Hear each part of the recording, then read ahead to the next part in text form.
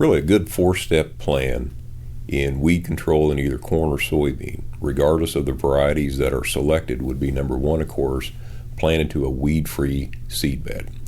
And it's easy to achieve a weed-free seed bed by either pre-plant tillage, burn down herbicides, or a combination of those two. Given the challenges of weather, given the challenges of resistant weed populations, very advisable not to plant any seed into any existing weed populations or any green vegetation without adequate control ahead of time. Number two, of course, would be to select and apply the appropriate residual herbicide.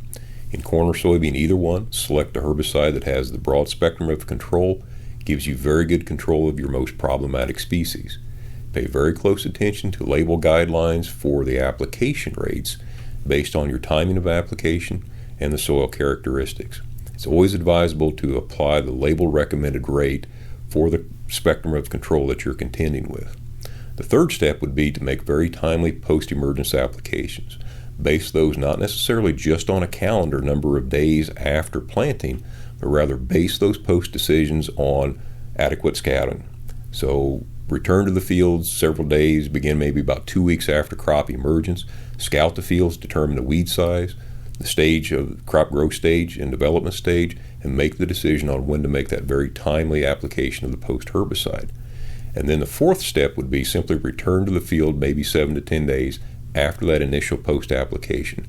Determine how well did it work. Do you see another germination event of weed species that warrant a second application, or do you see any crop response that is of particular concern? If we fail to go back and look at how well the product performed or the level of crop injury that we see soon after that application, we could have some very significant challenges later in the growing season.